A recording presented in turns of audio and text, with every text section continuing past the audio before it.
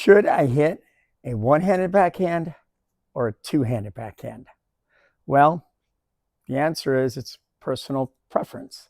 So let me tell you the difference between the one-handed backhand and the two, and the advantages and the disadvantages. So when you're using a one-handed backhand, you'd like to use a continental grip, which is a handshake grip. As you prepare, as you get into that set position, you're seeing that ball coming to your backhand. I am going to pull the paddle back with my left hand if you are a right-handed player. As I do this, I will get my right hip towards my opponent. Now, as I take this back, you should feel a flex in your pectoral muscle, because this is going to be crucial when hitting a one-handed backhand. So I have that flex. Now, I am also going to point the butt of my paddle at my opponent or the other side of the net. So it would look like this, where I am pointing the butt towards you. So I'm in that set position right here, and this is my set position. This is how I prepare to hit a one-handed backhand. Now let's talk about the two-handed backhand. Well, you've got your grip with your right hand. Well, if you don't have a continental grip, that's okay. It doesn't really matter. So the reason it's not going to matter is because your left hand is going to do the work. So as I see that ball coming to me, I'm going to pull this paddle back with my left hand. Okay. As I pull it back with my left hand, I will turn and get my right hip towards my opponent. Now notice on the two-handed backhand, I have made what we call a V, V for victory. There is a line going from my right wrist to my right armpit and my left wrist to my left pit. And as I come back, you will see that V right there. And I have that right thumb on my left pocket. So now let's talk about the swing pattern. This is very important. On the one-handed backhand, as you bring this in and you see this flex, you feel this flex in your pectoral muscle, you're now going to start to swing forward after the ball bounces. As I come forward, I'm going to lead with the butt. As I come forward, my left hand, my non-hitting hand, notice, will go back like I'm reaching for my wallet. Okay. This is now releasing that flex on the pectoral muscle, and it's going to allow me to extend out. Notice how far out I am hitting this ball from my left leg. Quite a ways out there. So this is my contact point right here.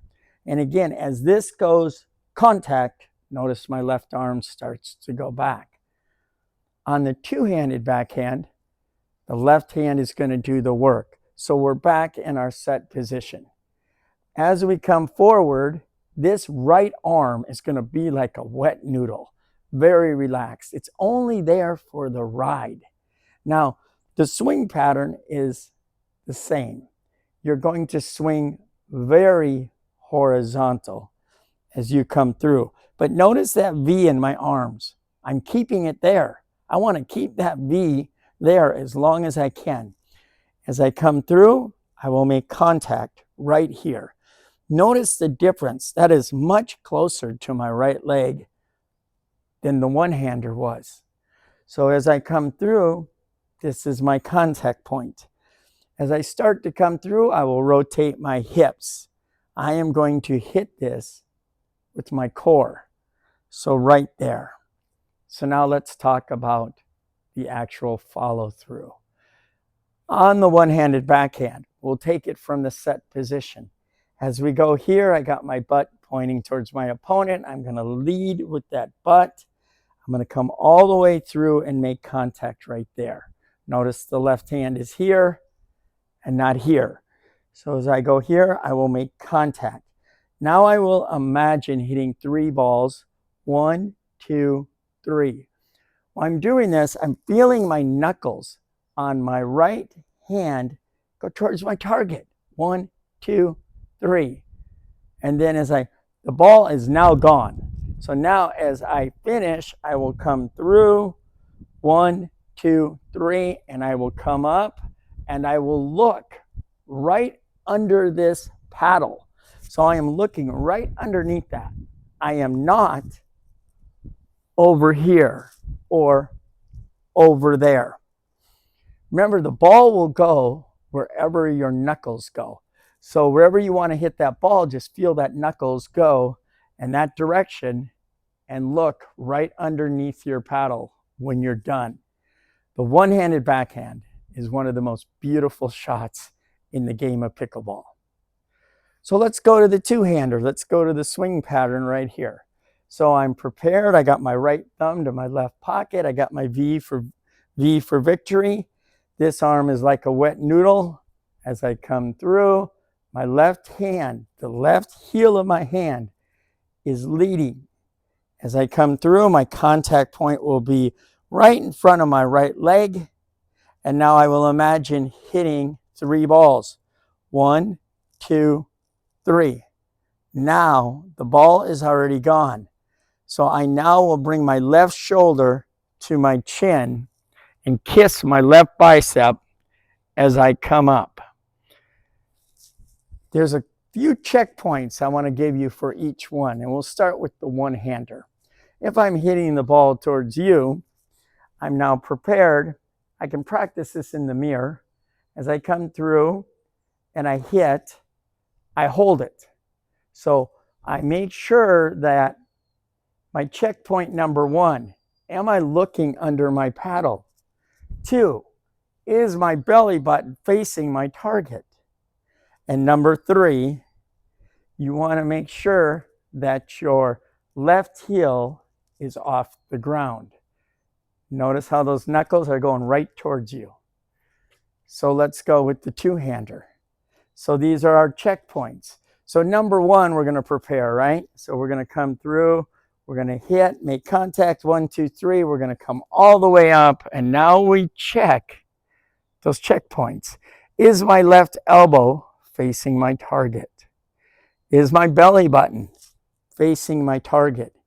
And is that left heel off the ground? You can practice this 100 times a day right in front of the mirror so you get that muscle memory. Before we go on to the advantages and disadvantages, if you have not subscribed yet, please do. Hit that notification bell so you can see all the videos. So let's talk about the advantage of the one-handed backhand. So the advantage of the one-handed backhand is reach. You can reach further for the ball. Okay, so if the ball gets away from you a little bit, you can reach out further with a one-handed backhand than you can a two-handed backhand. Advantage number 2 is if you get in trouble, okay, you can always slice a one-handed backhand. The disadvantage of the one-handed backhand is if you're a one-handed backhand hitter, you're pretty much what we call a straight shooter. The ball's going to go right where those knuckles are going. Now, this doesn't mean you're not going to hit it amazingly well, but you're pretty much a straight shooter. If you want to go cross court, you pretty much got to get lined up in that way and feel those knuckles go towards that target. So what is the advantage of the two-handed backhand? Well, a lot of people think that it's a lot easier to learn. Okay? That is, again, up to each and every individual player if they thought it was easier. So the advantage of the one-handed backhand is because my left hand is doing the work and my right hand is nothing more than a wet noodle. At the last second, you could flick your wrist and now change the direction of the ball without allowing your opponent to be able to read that paddle. So with the two-handed backhand, you can hit better angles. Okay, what's the disadvantage? Well, if the advantage to the one is the reach, well, the disadvantage to the two would be the reach. You can't reach as far. Okay, if you're not used to hitting a one-handed backhand, this isn't going to feel very comfortable. So the disadvantage is the reach. So if you're going to hit a two-handed backhand, you got to be a half a step to a step quicker so you can get into position and get set early. So there is no right and no wrong between the one and the two-handed backhand. It's all personal preference.